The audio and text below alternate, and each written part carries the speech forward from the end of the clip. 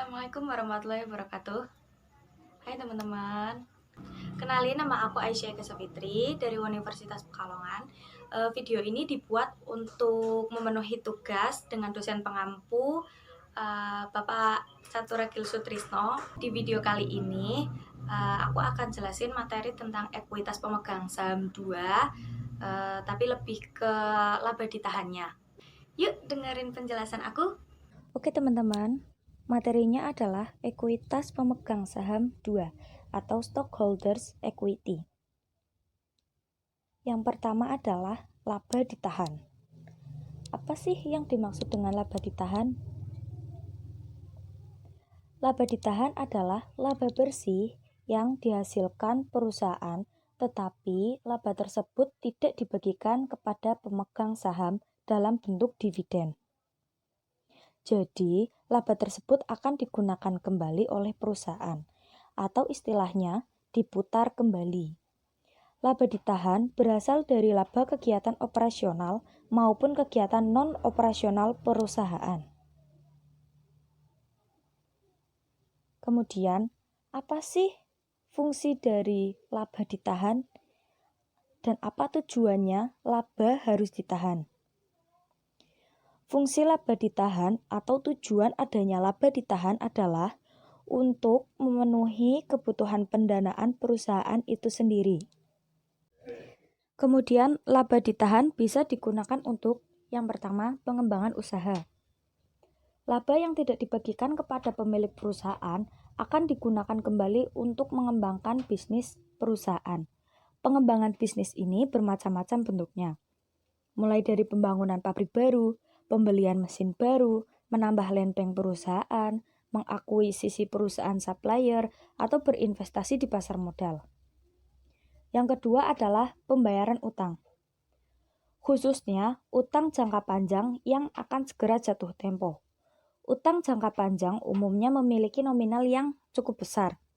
Apabila tidak segera dibayarkan, maka ada risiko perusahaan akan dipailitkan oleh kreditur. Terakhir adalah pembiayaan operasional perusahaan.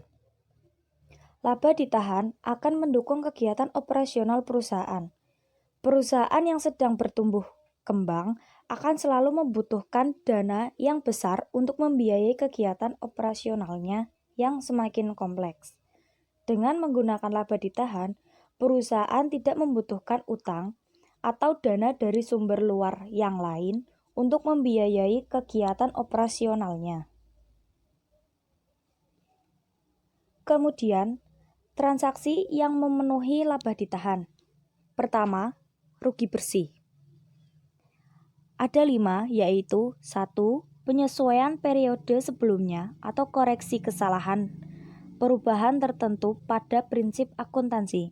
Yang kedua, dividen tunai atau scrip. Yang ketiga, dividen properti. Yang keempat, dividen saham. Yang kelima, beberapa transaksi saham treasury. Kemudian, laba bersih.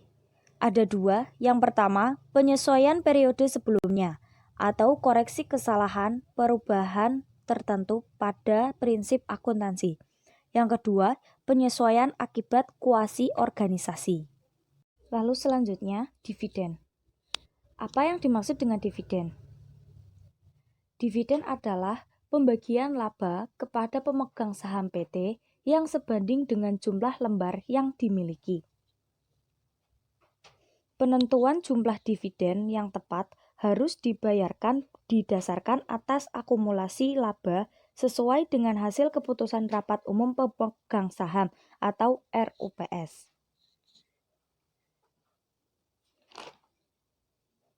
Kemudian jenis-jenis dividen. Ada 5. Yang pertama, dividen tunai atau kas. Yang kedua, dividen properti. Yang ketiga, dividen scrip. Yang keempat, dividen likuidasi. Yang kelima adalah dividen saham. Kemudian kita akan bahas satu-satu, dimulai dengan dividen tunai atau kas. Apa yang dimaksud dengan dividen tunai atau kas? Dividen tunai atau kas adalah dividen yang dibayarkan kepada para pemegang saham berupa uang tunai. Contoh soal, pada tanggal 20 Desember 2019, PT Sejahtera selamanya mengumumkan pembagian dividen sebesar Rp1.000 untuk setiap lembar saham biasa yang beredar sebanyak 1.000, yang akan dibayarkan pada tanggal 20 Januari 2020.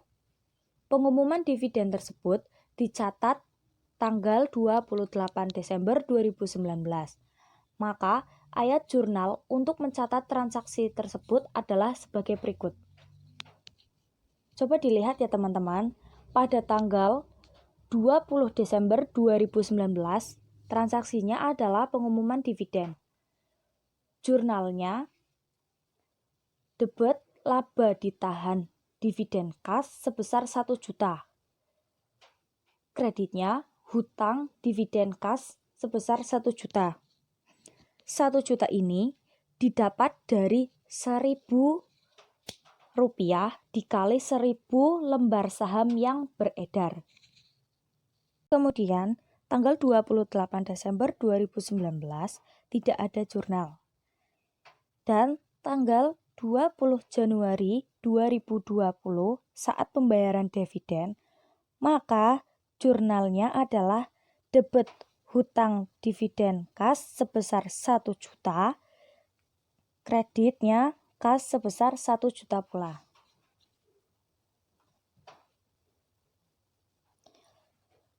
Selanjutnya adalah dividen properti. Apa yang dimaksud dengan dividen properti? Dividen properti biasanya dalam bentuk surat berharga perusahaan lain yang dimiliki oleh perusahaan, persediaan, dan atau aktiva lainnya. Contoh soal, perusahaan A mempunyai 10.000 lembar saham perusahaan B dengan harga perolehan 1.100.000. Pada tanggal 20 Desember 2019 diumumkan pembagian properti dividen untuk setiap lembar saham perusahaan A. Beredar 5.000 lembar. Pengumuman dividen tersebut dicatat tanggal 28 Desember 2019 dan akan dibayarkan pada 20 Januari 2020. Maka, ayat jurnal untuk mencatat transaksi tersebut adalah sebagai berikut. Pada tanggal 20 Desember 2019, transaksinya pengumuman dividen. Jurnalnya debit laba ditahan dividen properti sebesar 550.000. Kreditnya hutang dividen properti 550.000. Nominal ini diperoleh dari harga perolehan sebesar 1.100.000 dibagi jumlah lembar saham sebesar 10.000 lembar dikali dengan saham yang beredar, yaitu 5.000 lembar saham.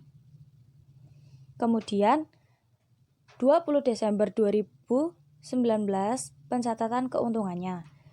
Debit investasi saham PTY sebesar 50.000, kreditnya keuntungan yang belum direalisasi sebesar 50.000. Tanggal 28 Desember tidak ada jurnal. Kemudian tanggal 20 Januari 2020 pembayaran dividen. Debit hutang dividen properti sebesar 550.000 dan kreditnya investasi saham PTY sebesar 550.000.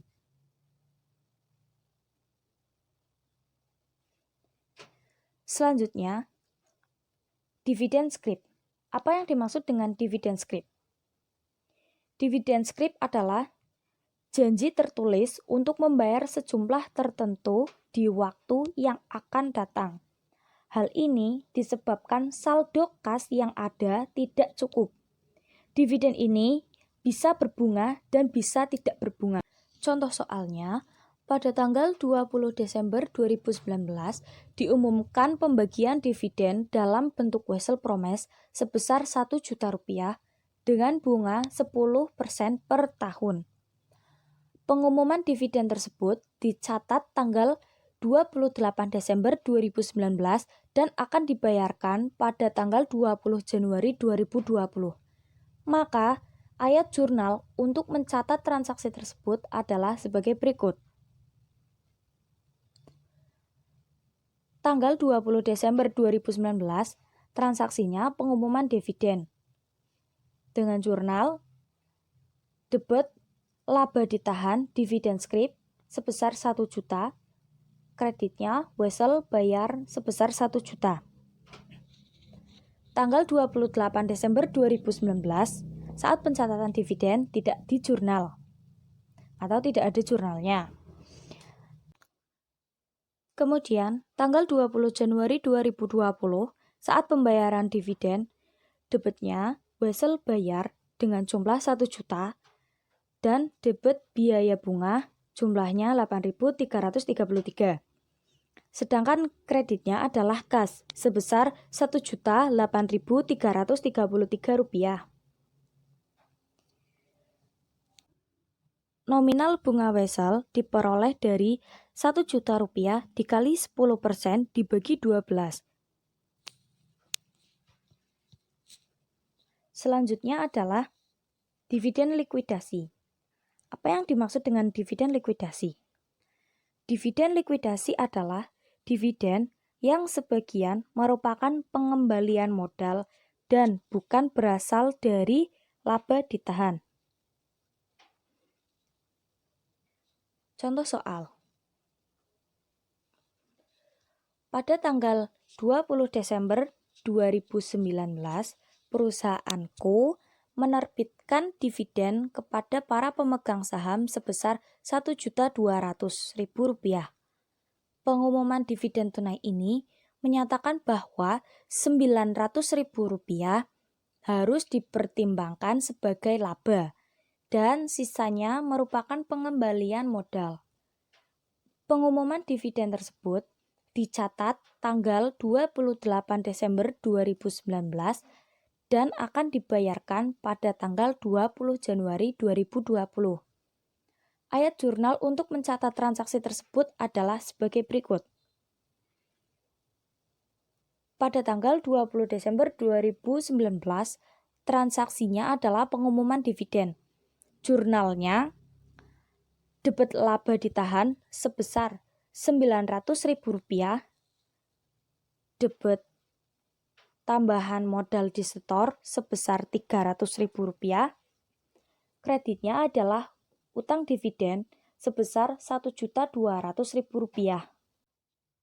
Nominal pada tambahan modal disetor sebesar Rp300.000 itu berasal dari sisa dividen yang diperhitungkan sebagai pengembalian modal atau modal tambahan. Kemudian, tanggal 20 Desember 2019 tidak ada jurnal dan tanggal 20 Januari 2020 transaksi pembayaran dividen, debit, hutang dividen sebesar Rp1.200.000 dan kreditnya kas sebesar Rp1.200.000. Selanjutnya adalah dividen saham. Apa sih yang dimaksud dengan dividen saham? Dividen saham adalah pembagian tambahan saham tanpa dibungut bayaran kepada para pemegang saham sebanding dengan saham-saham yang dimilikinya. Tujuan dividen saham adalah yang pertama, untuk menahan laba secara tetap, yaitu dengan mengkapitalisir laba tidak dibagi dan dikreditkan modal saham. Yang kedua, pembagian dividen tanpa menggunakan pembayaran tunai atau aktiva yang diperlukan untuk modal kerja dan ekspektasi. Yang ketiga, untuk menaikkan jumlah saham yang beredar, sehingga harga pasarnya akan turun.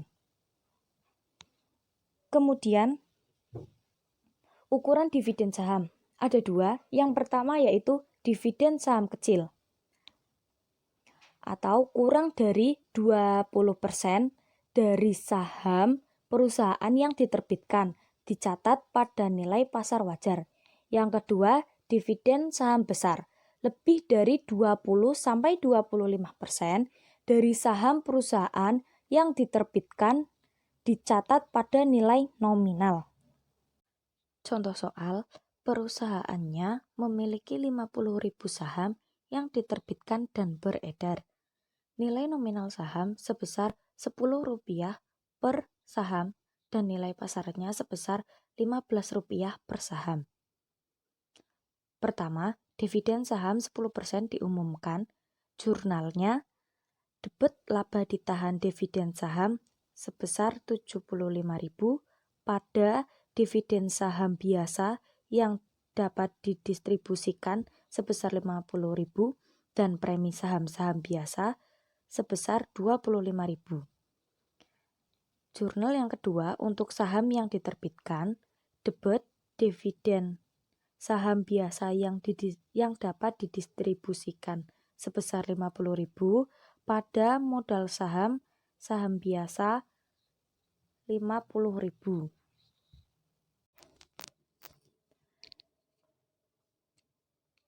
Dividen saham dapat dibedakan dengan dua cara. Yang pertama, biasa. Dividen saham berupa saham yang jenisnya sama. Bisa dilihat ya teman-teman. Yang kedua yaitu spesial atau khusus.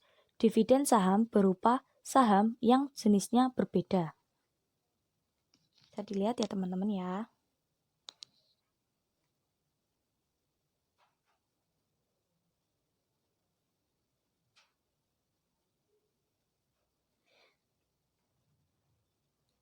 Kemudian yang terakhir adalah kesimpulan.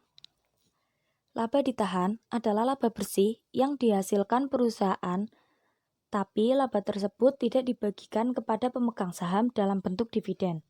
Laba ditahan juga dapat didefinisikan sebagai persentase dari jumlah laba keseluruhan dalam satu periode yang sengaja disisihkan guna membiayai berbagai kepentingan perusahaan baik dalam jangka panjang maupun pendek. Dividen adalah pembagian laba kepada pemegang saham PT yang sebanding dengan jumlah lembar saham yang dimiliki. Dalam pembagian dividen, dari suatu perusahaan terdapat 3 tanggal yang harus diperhatikan, yaitu tanggal pengumuman, tanggal pendaftaran, dan tanggal pembagian. Adapun jenis-jenis dividen itu sendiri meliputi dividen tunai atau kas, dividen properti, dividen likuidasi, dividen scrip, dan dividen saham. Nah, gimana nih teman-teman? Udah dengerin kan penjelasan aku? Gimana? Teman-teman udah paham belum dengan penjelasan aku? Maaf ya teman-teman kalau misal ada yang kurang ataupun ada yang salah, karena aku juga masih belajar. Terima kasih ya yang udah nonton. Semoga jumpa lagi.